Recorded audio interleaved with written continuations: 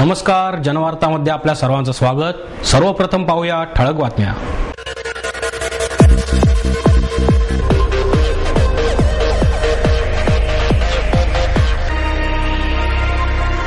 महापालिका प्रभाग समित्यांवर राष्ट्रवादी काँग्रेसला वर्चस्व मिळाले असून मनसेने दिली काँग्रेसला साथ। ब्रीद तुझे जगी दीनानाथ या पुस्तकाचे प्रकाशन गानसम्राज्ञी लता मंगेशकर यांच्या हस्ते संपन्न। आंबेडकर चळवळीतील कार्यकर्त्यांनी एकत्र यावे, लोक जनशक्ती पक्षाचे अध्यक्ष रामविलास पासवान यांचं प्रतिपादन। गोदरेजच्या वतीने IPL निमित्त ग्राहकांसाठी खास बक्षीस योजना राबवण्यात येणार।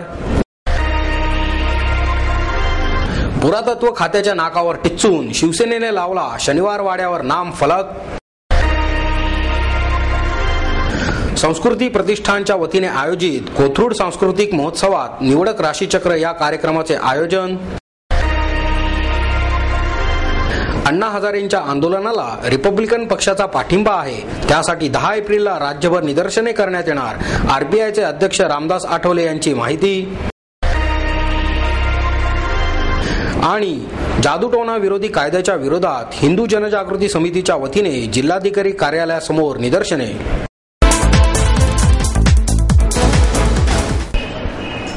महापालिका प्रभाग समित्यांवर राष्ट्रवादी काँग्रेसला वर्चस्व मिळाले असून निवडणुकीत मनसेने काँग्रेसला साथ दिली। विशेष समित्यांच्या निवडणुकीत नशिबाने दगा दिलेल्या राष्ट्रवादी काँग्रेसने प्रभाग समिती अध्यक्षपदाच्या निवडणुकीत वर्चस्व मिळवले आहे। राष्ट्रवादी काँग्रेसला सर्वाधिक 5 प्रभाग समित्यांचे अध्यक्षपद मिळाले आहे, तर त्याखालोखाल काँग्रेस आणि भाजपला प्रत्येकी 3 आणि शिवसेना 2 तर मनसेला 1 याप्रमाणे प्रभागाची अध्यक्षपदे मिळाली आहेत। विशेष समित्यांच्या निवडणुकीत राष्ट्रवादीला दगा देणाऱ्या मनसेने काँग्रेसला या निवडणुकीत मदत केली। महापालिकेच्या 14 प्रभाग समित्यांची निवडणूक झाली। यातील कसबा विश्रामबाग, कैलासवासी बास ढोले पाटील रोड, बिबवेवाडी, कोथरूड, धनकवडी आणि नगर रोड या ठिकाणी एकच उमेदवारी अर्ज आल्याने या 6 प्रभाग अध्यक्षपदाच्या निवडणुका बिनविरोध झाल्या।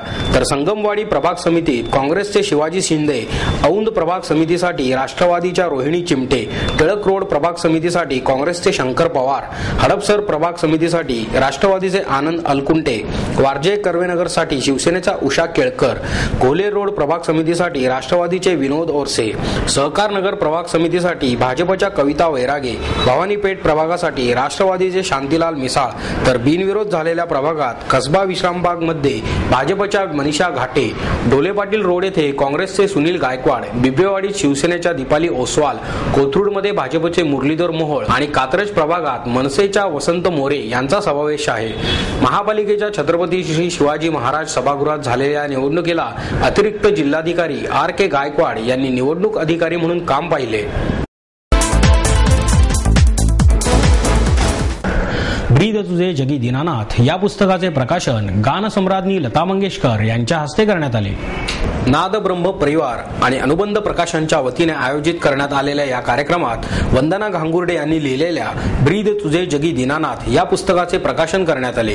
यावेळी ज्येष्ठ संगीतकार हृदयनाथ मंगेशकर, उषा मंगेशकर, मीना मंगेशकर, ज्येष्ठ समीक्षक डॉक्टर द.भी. कुलकर्णी, लेखिका वंदना घांगुर्डे, डॉक्टर रवींद्र घांगुर्डे आणि अनुबंध प्रकाशनचे प्रकाशक अनिल कुलकर्णी आदी मान्यवर उपस्थित होते।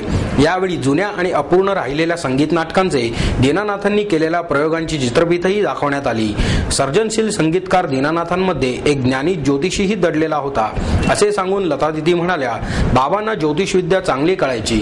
मंगेश या नावावर त्यांची इतकी श्रद्धा होती की आयुष्याचा कुठला क्षण असा नाही की त्यावेळी हे नाव त्यांच्या तोंडून निघाले नाही। वंदना घांगुर्डे यांनी या पुस्तकाच्या माध्यमातून चांगला प्रयत्न केला आहे असेही त्या म्हणाल्या। चित्रपट ही दिग्दर्शकाची तर नाट्य ही कलावंताची कला असते, हे आपण कधीही विसरता कामा नये अशी भावना डॉक्टर द.भी. कुलकर्णी यांनी व्यक्त केली। आंबेडकर चळवळीतील कार्यकर्त्यांनी एकत्र यावे असे प्रतिपादन लोक जनशक्ती पक्षाचे अध्यक्ष रामविलास पासवान यांनी केले। Doctor Babasaheb Ambedkar social foundation तर्फे आंबेडकरी चळवळीतील कार्यकर्त्यांचा सत्कार पासवान यांच्या हस्ते करण्यात आला। यावेळी महापौर मोहनसिंग राजपाल, रिपब्लिकन पक्षाचे अध्यक्ष रामदास आठवले, अविनाश साळवे, फाउंडेशनचे अध्यक्ष संभाजी काकडे, रवी गरुड, शमीन हवा आदी मान्यवर व्यासपीठावर उपस्थित होते। आपल्या मुलाने मोठ्या हुद्द्यावर काम केले पाहिजे असा विचार दलित करीत नाहीत। या देशात जोपर्यंत सामाजिक सांस्कृतिक क्रांती होत नाही तोपर्यंत आर्थिक क्रांती होणार नाही, असे मत पासवान यांनी व्यक्त केले. आंबेडकरांना कधी भेटलो नाही, परंतु रक्ताच्या नात्यापेक्षा विचारांचे नाते घट्ट असते. आंबेडकरांनी दिलेल्या विचारांच्या प्रकाशामुळे पुढील 500 वर्षे कोणत्याही नेत्याची गरज नाही. प्रत्येक पक्षात फूट आहे, त्यामुळे त्यातून आम्ही का वेगळे राहू? आपापसातील संघर्षात आम्ही खूप तरबेज आहोत, परंतु बाबासाहेबांचा अपमान झाला तर आंबेडकरी विचारांची जनता एकत्र येते, असे आठवले म्हणाले. पक्षाचा मीच एकटा खासदार म्हणून निवडून गेलो, संसदेत बोलत होतो म्हणून निवडणुकीत पाडले. पासवान यांचेही असेच झाले. 545 लोकांच्या संसदेत आपण नाही, परंतु 121 कोटी जनतेच्या सभागृहात आपण आहोत, असेही आठवले म्हणाले. गोदरेजच्या वतीने IPL निमित्त ग्राहकांसाठी खास बक्षीस योजना राबवण्यात येणार आहे. IPL क्रिकेट स्पर्धेचे औचित्य साधून गोदरेजने आपल्या ग्राहकांसाठी क्रिकेट स्टार्सना भेटण्याची संधी, लंडनची ट्रिप यासह अनेक भव्य बक्षिसांची एक विशेष योजना सादर केली आहे.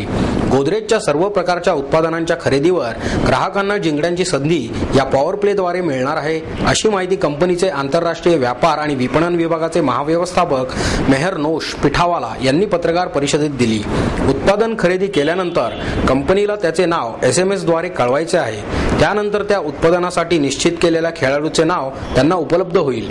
त्यातून आपल्याला आवडेल त्या खेळाडूचे नाव निश्चित करायचे.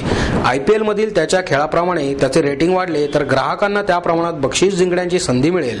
यामध्ये लंडनची ट्रिप, क्रिकेटर्सची भेटवस्तू, त्याचप्रमाणे 15% रोख रक्कम परत अशा असंख्य बक्षिसांचा समावेश आहे. पुरातत्व खात्याच्या नाकावर टिच्चून शिवसेनेने शनिवार वाड्यावर नामफलक लावला.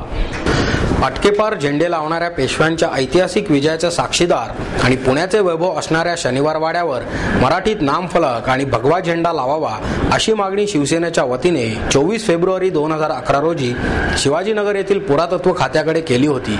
परंतु पुरातत्व खात्याने 8 दिवसात नामफलक आणि भगवा झेंडा लावतो असे केवळ आश्वासन देऊन वाटाण्याच्या अक्षता लावल्या.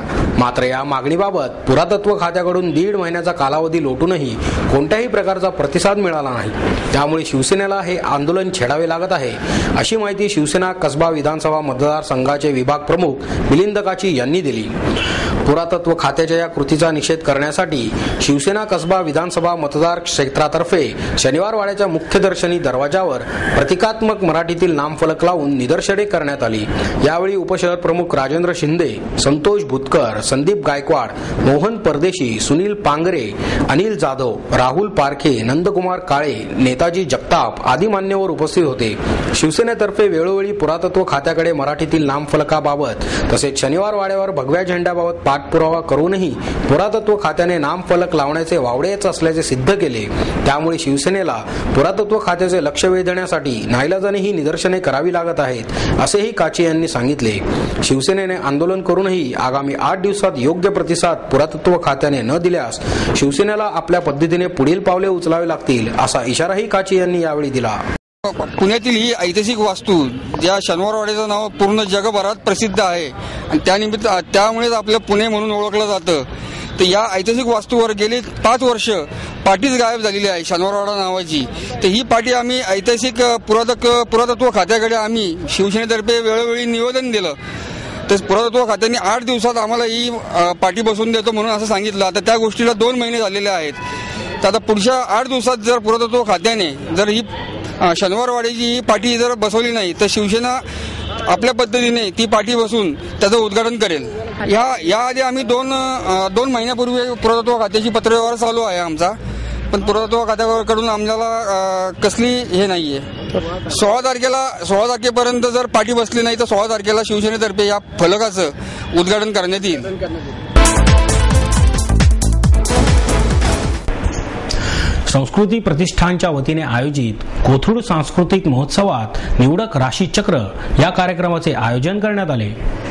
यावेळी माजी कृषी मंत्री शशिकांत सुतार, ज्येष्ठ कायदेतज्ञ ॲडव्होकेट भास्कर आव्हाड, भाजपा पुणे मनपा गटनेत्या मुक्ता टिळक, पोलीस निरीक्षक चंद्रकांत गोडके, सुप्रसिद्ध मराठी अभिनेता प्रवीण तरडे आदी मान्यवर व्यासपीठावर उपस्थित होते. शरद उपाध्ये यांचे रंगबहार निर्मित निवडक राशीचक्र या कार्यक्रमाचे आयोजन करण्यात आले होते. यावेळी नागरिक मोठ्या संख्येने कार्यक्रमाला उपस्थित होते. शरद उपाध्ये यांनी सर्व राशींचे भविष्य सांगितले. तसेच नागरिकांनी विचारलेल्या प्रश्नांची देखील त्यांनी उत्तरे दिली.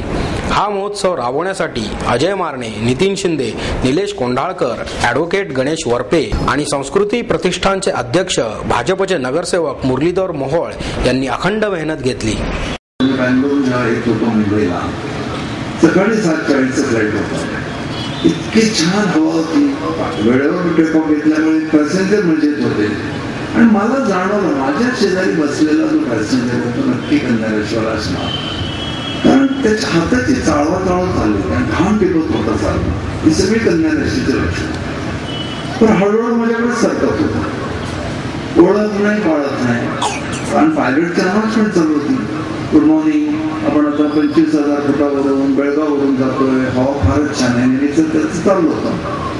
हा मला विचारतो, पायलटचा हार्ट फेल्युअर तर काय होता? मी विमानातून उडालो, एसी मध्ये मला घाम फुटला, कारण हा विचार मी कधीच केला नव्हता. थोडा वेळ बघतो तो मागे मान टाकून निवांत झोपला. माझ्या टाळक्यात घातल्यावर त्याला झोप लागली. पण माझं लक्ष सारखं पायलट आहे का गेला, आहे का गेला. असे तुम्हाला पण अनुभव येते. मग आता विचार करा, जेव्हा कन्यारेशीची मुलगी लग्नाला उभी राहील किंवा मुलगा लग्नाला उभा राहील, तर अलीकडे मी सप्तपदी नावाचा कार्यक्रम त्यांच्यासाठी ह्यासाठी करतो की कन्या राशीचे लोक थोडे चिकित्सक जर आहेत तर वैवाहिक जीवनात तो त्याचा अनुभव येणारच. म्हणून कन्या राशीचं मेष राशीची जमत नाही. कन्या राशीच्या मुलाला मेष राशीची मुलगी किती आवडली तर त्यानं लग्न करता येत नाही, कारण मेष म्हणजे एक घाव 2 तुकडे, कन्या म्हणजे वाटाघाटी. अण्णा हजारेंच्या आंदोलनाला रिपब्लिकन पक्षाचा पाठिंबा आहे आणि त्यासाठी 10 एप्रिलला राज्यभर निदर्शने करण्यात येतील, अशी माहिती आरपीआयचे अध्यक्ष रामदास आठवले यांनी दिली. हजारे यांनी 6 एप्रिलपासून दिल्लीत सुरू केलेल्या आंदोलनाच्या पार्श्वभूमीवर आठवले यांनी पुण्यात पत्रकार परिषद घेतली.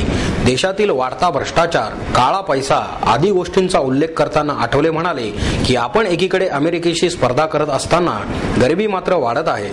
55% लोकसंख्या ही दारिद्र्य रेषेखाली असून काही मुठभर लोकांचीच प्रगती होत असताना देशाची प्रगती मात्र या असमतोल परिस्थितीमुळे खुंटत चालली आहे. भ्रष्टाचार रोखण्यासाठी समाज प्रबोधनाची गरज असल्याचेही आठवले म्हणाले. खासदार सुरेश कलमाडी यांना वाचवू न शकलेल्या सरकारने अण्णांचे आंदोलन दाबण्याचा प्रयत्न करू नये असे सांगत आठवले म्हणाले, भ्रष्ट असणाऱ्या सर्वांवरच कारवाई होणे अपेक्षित असून पंतप्रधान असो किंवा अन्य कोणी, सर्वांचाच समावेश लोकपाल विधायकात व्हावा ही अण्णांची मागणी रास्तच आहे. त्यामुळे पंतप्रधान मनमोहन सिंग यांनी आडमुठी भूमिका न घेता अण्णांच्या मागण्याचा विचार करावा असेही आठवले म्हणाले.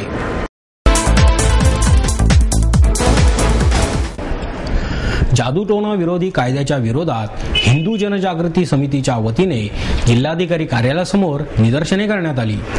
धर्मावर बंधने घालणारा हा कायदा घटनाविरोधी असून तो जनतेच्या माथी मारण्याचे कारस्थान सरकार करत असल्याचा आरोप समितीच्या वतीने करण्यात आला. शारदा ज्ञानपीठाचे पंडित वसंत गाडगीळ, श्याम महाराज राठोड, रामभाऊ पारीख, सचिन चिंचवडे आणि हिंदू जनजागरण समितीचे सुनील घनवट यांच्यासह सुमारे 100 कार्यकर्ते यावेळी उपस्थित होते. महाराष्ट्र नरबळी आणि जादूटोणा विरोधी अधिनियम 2011 या नावाने बनवण्यात येणारा कायदा हा नरबळी रोखण्यासाठी असल्याचा दिखावा करण्यात येत असल्याचे समितीचे म्हणणे आहे. परंतु ही जनतेची फसवणूक आहे.